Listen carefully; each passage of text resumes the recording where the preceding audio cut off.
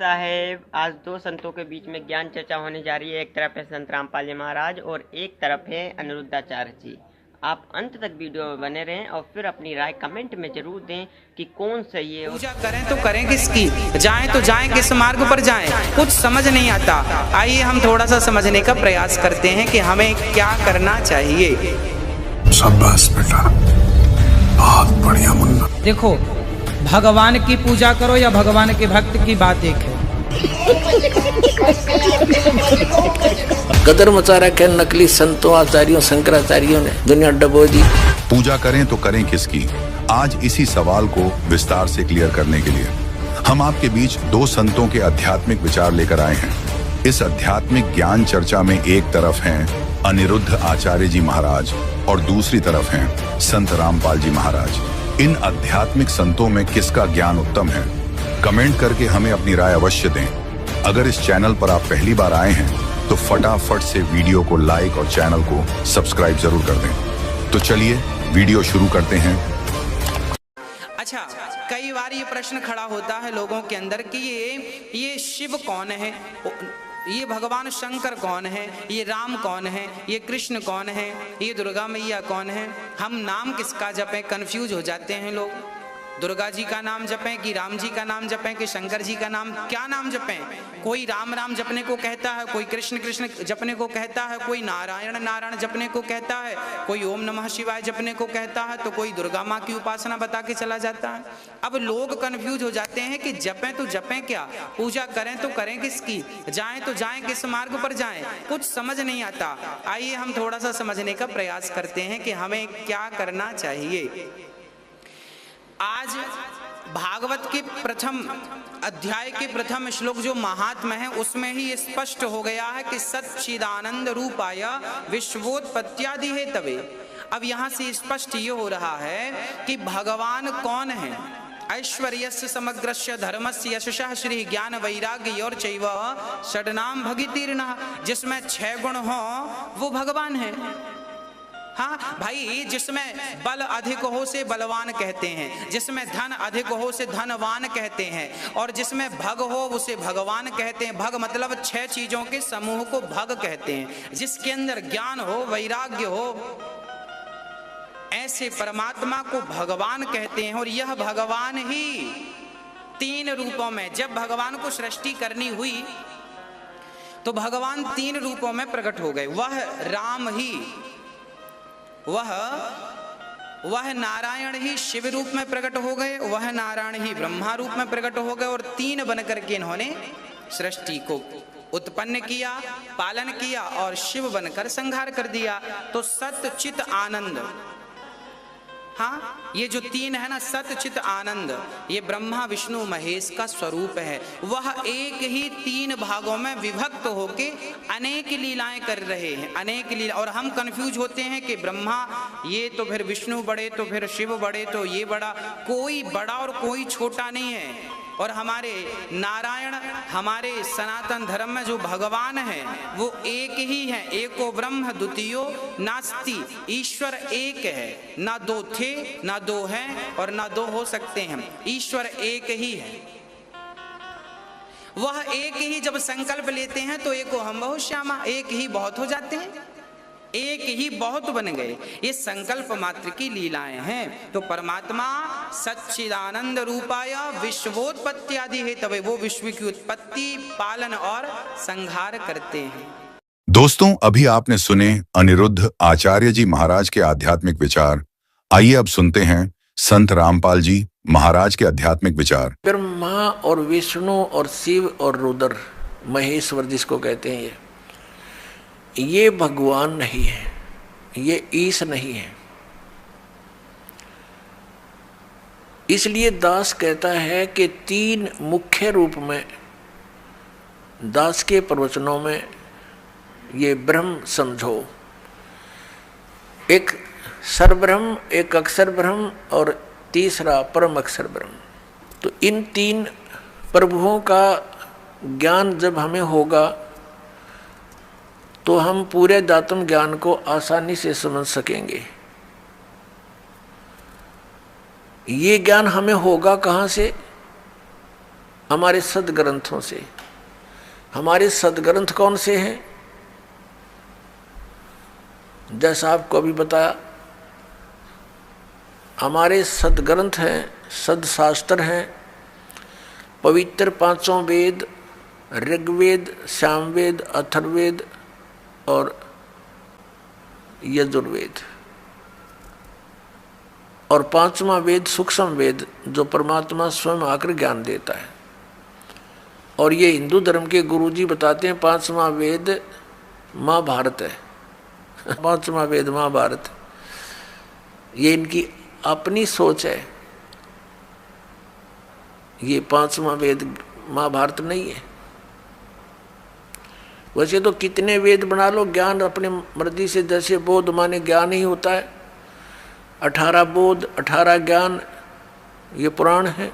18 बोध अलग हैं और उनमें से एक बोध पुराण है, और पुराणा के फिर 18 विभाग हो गए।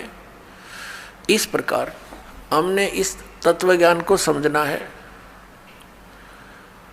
प्रसंग चला है कि परमात्मा की प्राप्ति के लिए हम इतना कठिन प्रयत्न करते हैं। प्रत्येक मानव ये मानता है कि कोई शक्ति है जो हमें सुखी कर सकती है, कोई ऐसी पावर है, तो उसकी उस समर्थ शक्ति को किसी ने तो अपने हिसाब से किसी देव को मान लिया कि ये समर्थ शक्ति है, दूसरे ने मान लिया ये ऐसी समर्थ शक्ति है, ये है पूर्ण परमात्मा, किसी ने किसी को।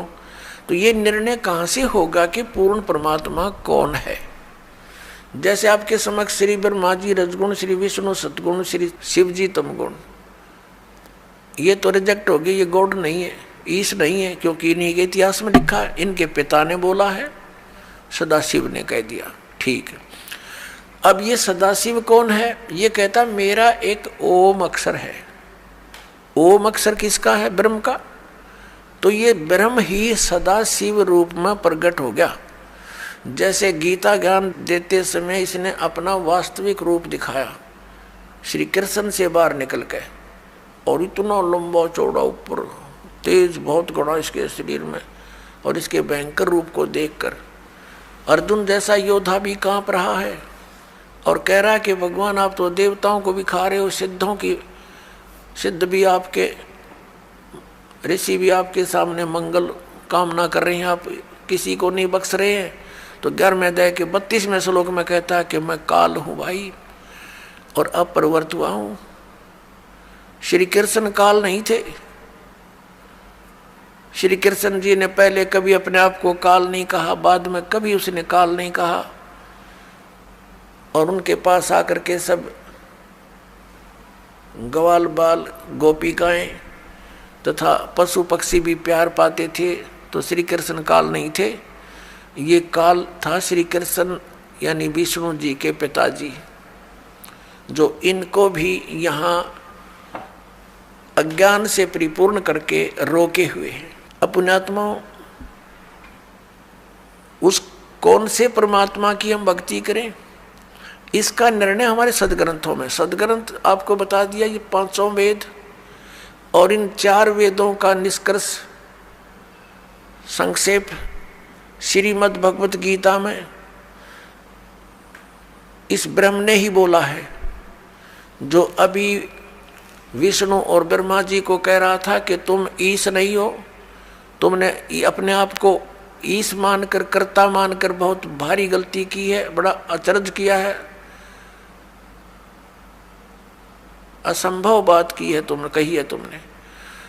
तो ये भगवान नहीं है, ये तो क्लियर हो गया। और ये गीता ज्ञान दाता यही है, ब्रह्म है, सरपुरुष है, श्री कृष्ण में प्रवेश करके बोलता है। ये स्वयं कभी किसी के समक्ष नहीं आता, इसने प्रतिज्ञा कर रखी है। श्रीमद् भगवत गीता अध्याय नंबर 7 के श्लोक 24 और 25 में यही गीता ज्ञानता था। ये ब्रह्म, ये काल, सदाशिव जिसको कहते हैं, ये कहता कि मैं कभी किसी के समक्ष अपने वास्तविक रूप में नहीं आता। मुझ अव्यक्त को यह व्यक्तिम आपनम मनन्ते, ये बेबुद्धि के लोग, मंदबुद्धि के व्यक्ति मुझे श्री कृष्ण मान रहे होंगे व्यक्ति रूप में प्रकट। I am not Krishna. मैं अपनी योग माया से छुपा रहता हूँ, मैं कभी किसी के समक्ष नहीं आता। ये मेरा अनुत्तम एक नियम है, घटिया नियम है और अविनाशी अटल नियम है कि मैं कभी अपने वास्तविक रूप में, जो ये मेरा रूप है, असली मैं काल हूँ, मैं किसी के समक्ष नहीं आता। तो ये कहता है कि मुझे ये कृष्ण मान रहे हैं, मैं कृष्ण नहीं, मैं गुप्त अपने कार्य जो करता हूँ, मेरे कर्म और जन्म अलौकिक हैं। श्रीमद् भगवद गीता अध्याय नंबर 4 के श्लोक नंबर 5 और 9 में इसने स्पष्ट किया है। इसके जन्म और कर्म अलौकिक कैसे हैं, ये अभी आने वाले समय में आपको बताएंगे। यहाँ प्रसंग चल रहा है कि 3 पुरुष हैं। अब साथ में एक कंसेप्ट और क्लियर करना पड़ेगा कि कौन से सदग्रंथ हैं जिनको हम प्रमाणिक माने। जैसे उपनिषद हैं, कोई कठोपनिषद है, कोई मांडुक्य उपनिषद है। ये मांडुक्य नाम का एक ऋषि था, उसने जैसा वेदों को समझा और जो अपना भक्ति विधि अपनाई और उससे जो उसको अनुभव हुआ, उसने अपना अनुभव लिख दिया। वो उस मांडुक्य ऋषि का अपना अनुभव है। उस उपनिषद में जितना भी ज्ञान वेद और गीता से मिलता है तो वो वेद और गीता का है, बाकी का उस मांडुक्य के अपने घर का है, वो हमें मान्य नहीं है, जो वेद विरुद्ध है। ऐसे ही अन्य उपनिषद समझे आप। तो ये ऋषिकृत हैं और ये वेद और गीता ये परमात्मा कृत है, प्रभु कृत है। गीता जी के अंदर थोड़ी सी भिन्नता है।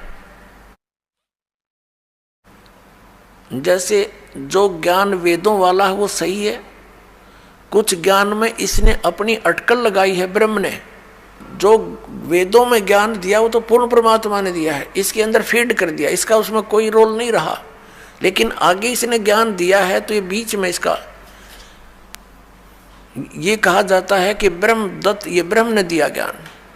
जैसे ये जीव है, ये है तो भगवान का, और जिस माँ से जन्म ले लिया तो वो फिर उसका अधिकार मानती है कि ये मेरा है, ऐसा समझ लीजिए। और फिर उसी का ही कहा जाता है, बोला जाता है व्यवहार में।